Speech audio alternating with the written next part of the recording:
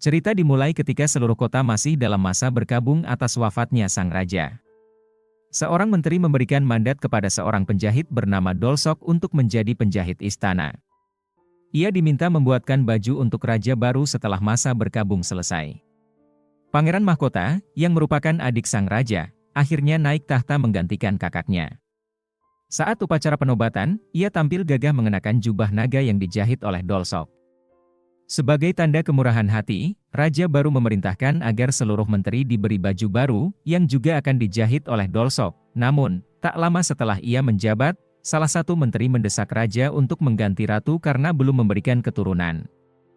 Sang raja hanya tertawa mendengar hal itu dan berkata kepada Dolsok bahwa ia ingin dibuatkan baju indah untuk sang ratu agar terlihat semakin cantik. Ucapannya seolah menyindir para menteri, menunjukkan bahwa tidak ada yang bisa menggantikan posisi sang ratu. Mendapatkan amanah tersebut, Dolsok segera memerintahkan anak buahnya untuk bekerja lebih keras demi memuaskan sang raja. Sementara itu, di rumah para penghibur, tempat para menteri sering menghabiskan waktu ketika tidak bekerja, para penghibur atau gisang terlihat menawan dengan pakaian mereka yang indah. Pakaian-pakaian tersebut dibuat oleh seorang penjahit muda bernama Kong Jin, yang terkenal berbakat dan memiliki desain yang selalu di luar dugaan. Namun, Kong Jin kerap bermasalah karena kebiasaannya berteman dengan para gisang dan sering meniduri wanita-wanita perawan di kota.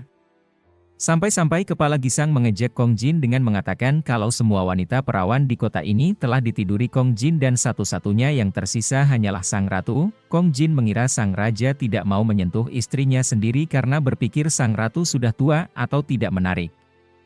Namun, ia salah besar. Sang ratu adalah wanita muda yang cantik jelita. Hari itu, sang ratu bahkan tampak memukau dengan mengenakan baju pemberian sang raja yang dijahit oleh Dolsok. Sang ratu ingin memberikan sesuatu sebagai tanda terima kasih kepada suaminya, memutuskan untuk memperbaiki baju lama mendiang raja. Karena Dolsok sedang sibuk, ia meminta para dayangnya untuk memperbaikinya. Sayangnya, baju tersebut terbakar saat diperbaiki. Sang ratu bersedih, tetapi tidak menyalahkan dayang-dayangnya. Ia hanya berharap Dolsok bisa memperbaikinya.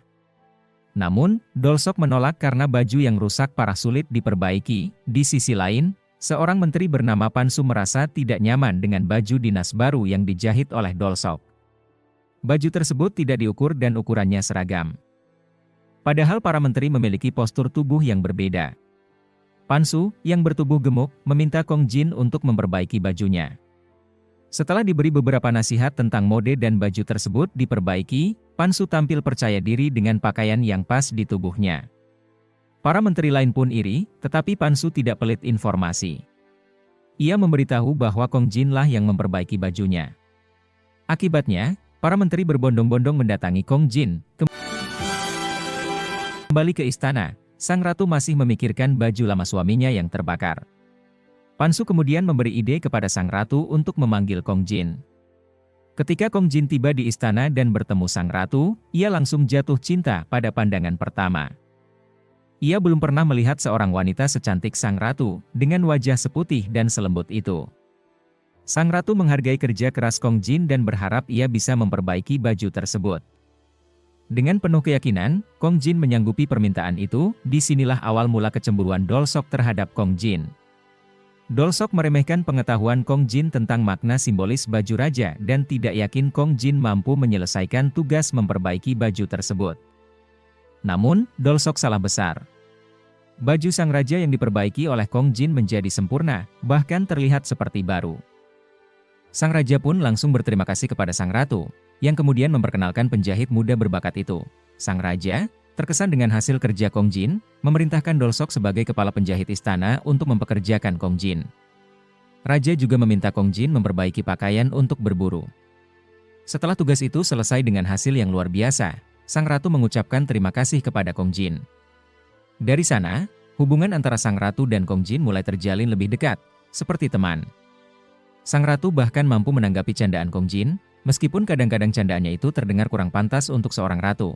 Suatu hari, saat sang raja sedang berlatih berkuda, kudanya tergelincir, menyebabkan sang raja terjatuh.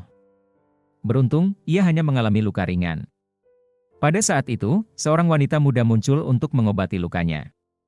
Wanita itu ternyata adalah Soi, putri dari Menteri Kepala Keamanan. Menteri tersebut telah lama berusaha menggeser posisi sang ratu.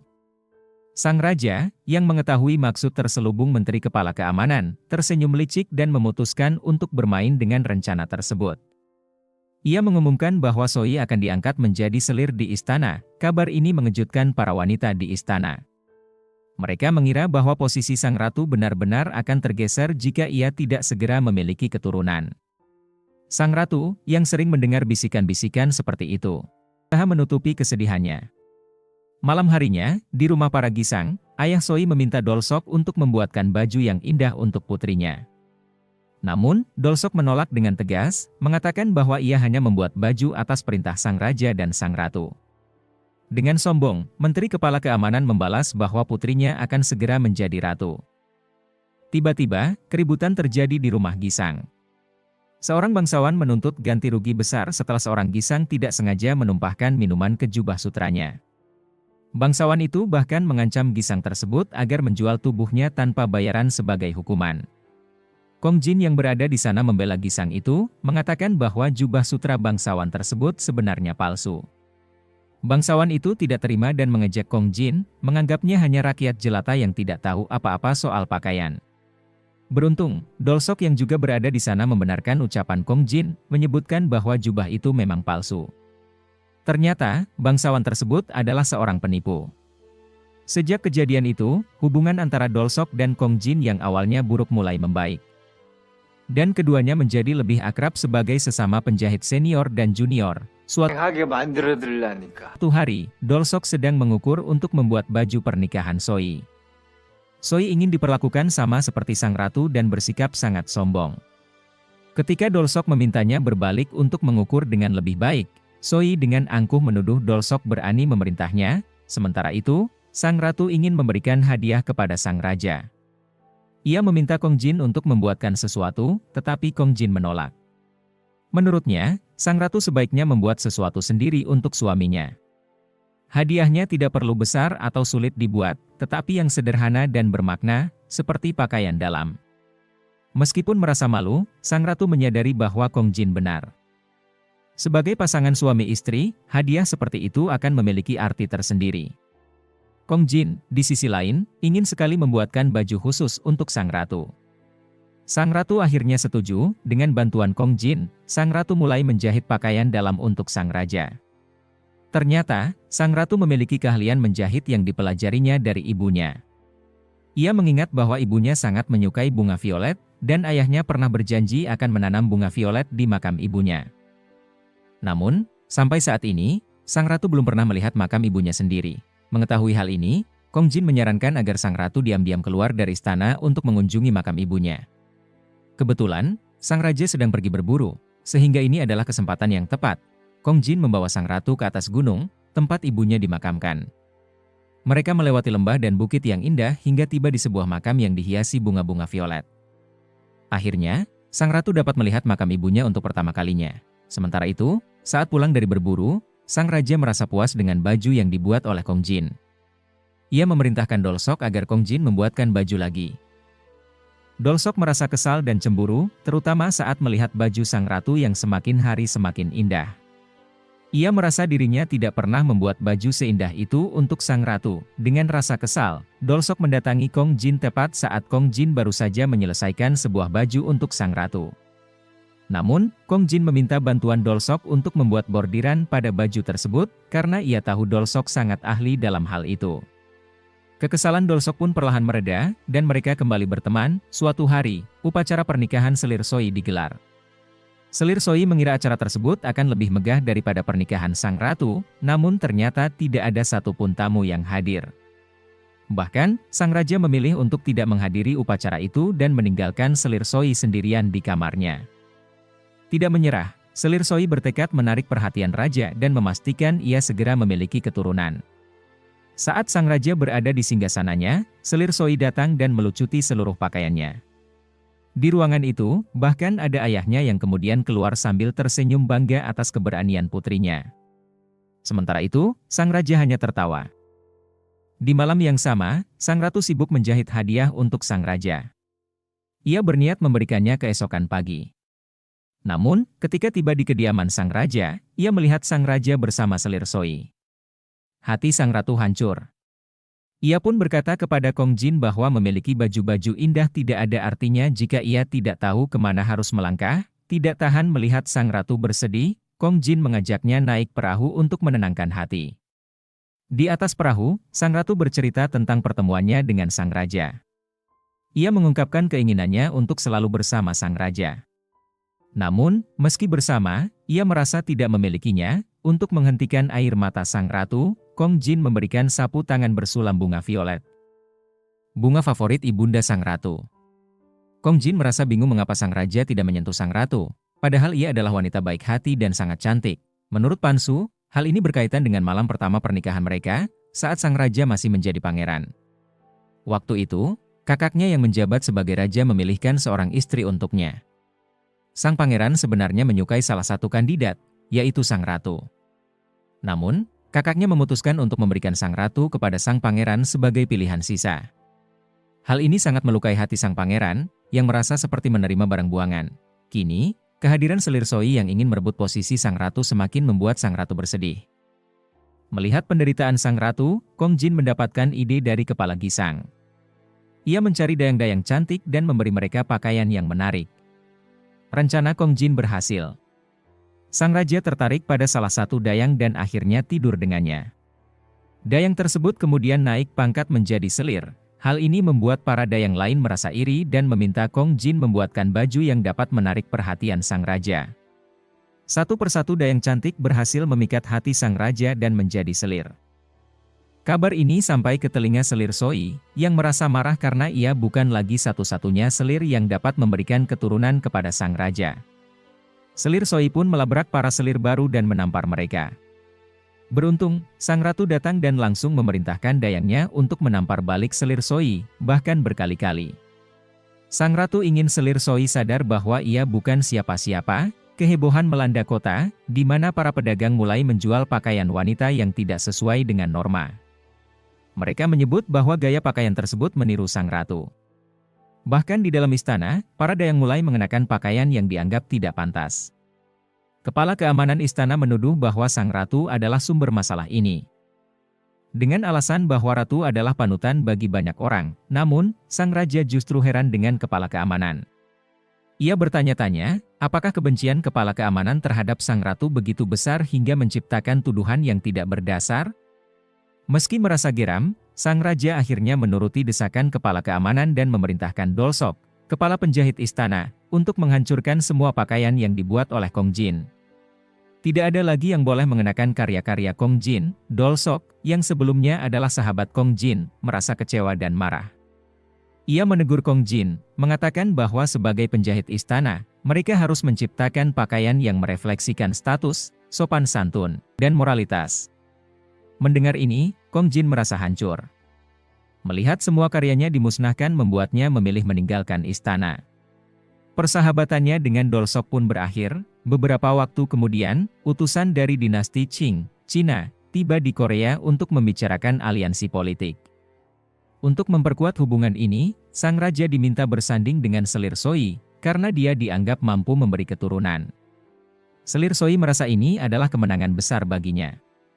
Ia segera meminta Dolsok membuatkan pakaian yang paling indah untuk acara penyambutan tersebut. Kabar ini sampai ke telinga Kong Jin. Mengetahui bahwa sang ratu tidak akan mendampingi raja, ia memutuskan kembali ke istana. Ia meminta izin kepada sang ratu untuk membuatkan pakaian yang paling cantik, meskipun sang ratu merasa tidak ada gunanya lagi. Namun, Kong Jin bersikeras. Akhirnya, sang ratu mengizinkannya. Untuk memastikan pakaian tersebut sempurna, Kong Jin meminta izin untuk mengukur tubuh sang ratu secara langsung. Ini adalah pertama kalinya sang ratu disentuh oleh pria selain suaminya. Meski merasa canggung, ia tetap membiarkan Kong Jin menyelesaikan pekerjaannya.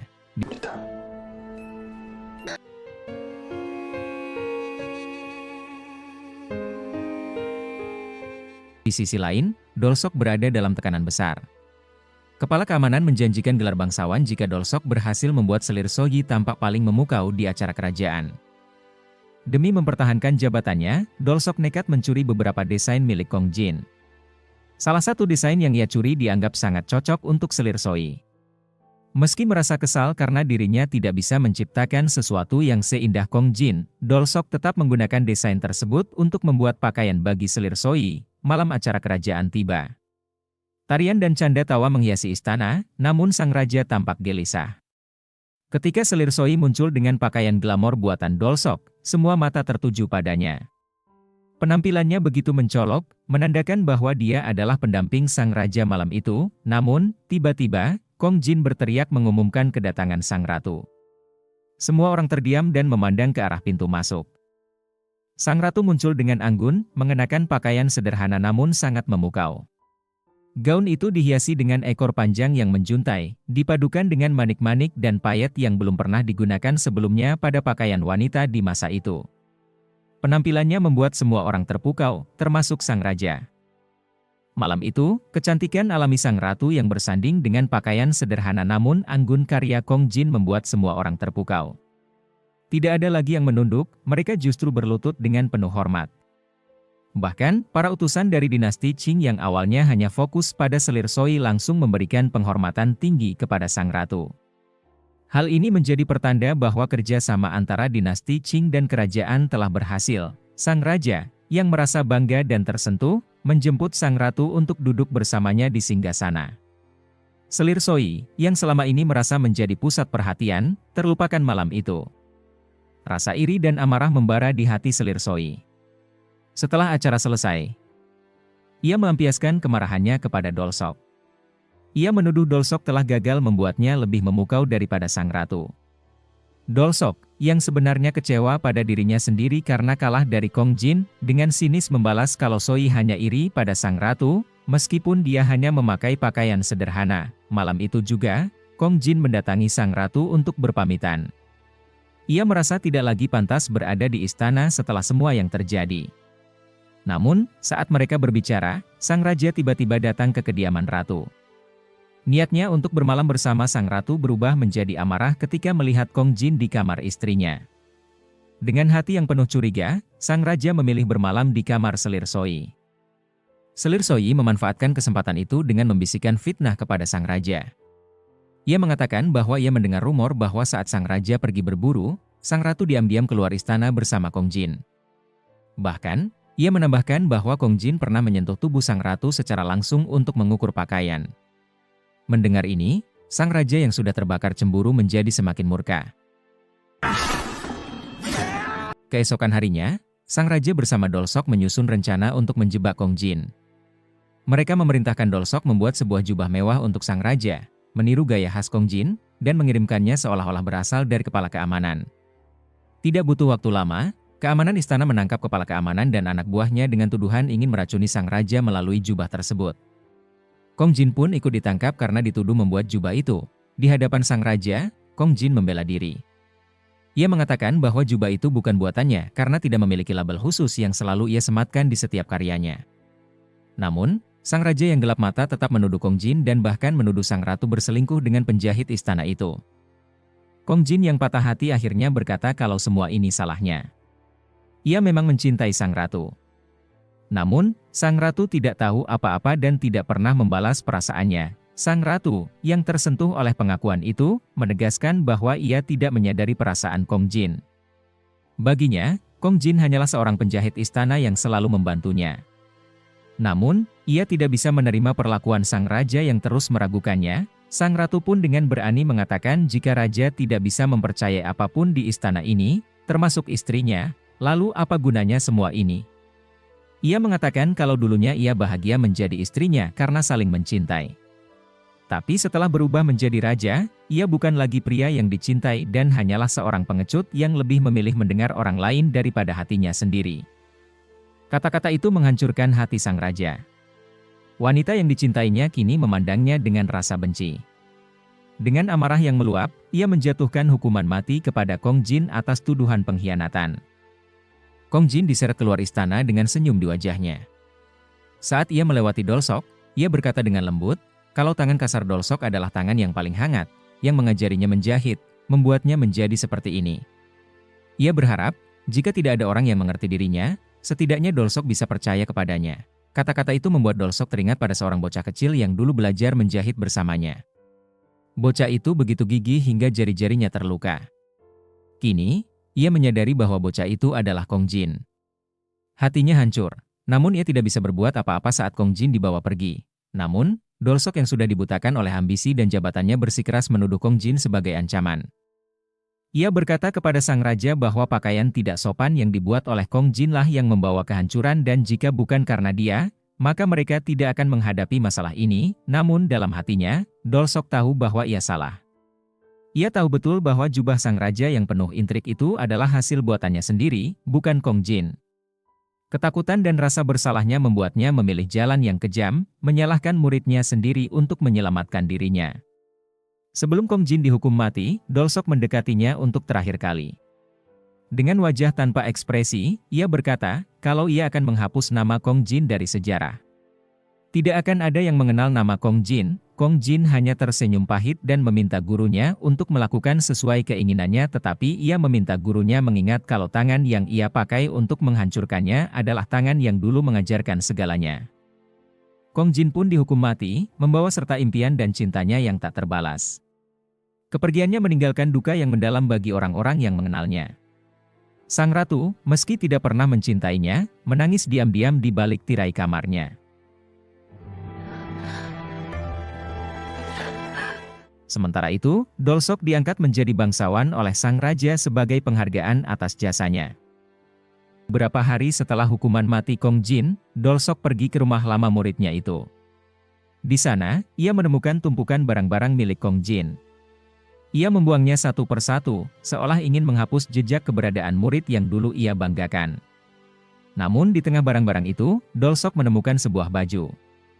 Baju itu dibuat dengan sempurna, penuh detail, dan pada kerahnya terukir sulaman kecil bertuliskan, untuk guru Dolsok, bangsawan istana, Dolsok terpaku. Ia teringat janji Kong Jin yang pernah berkata kalau gurunya menjadi bangsawan, ia akan membuatkan pakaian yang hanya pantas untuknya. Air mata mengalir di pipinya. Untuk pertama kalinya, Dolsok menyadari bahwa murid yang ia hianati hanya ingin dunia mengenal keindahan karyanya. Tapi kini, nama itu telah ia hapus dengan tangannya sendiri.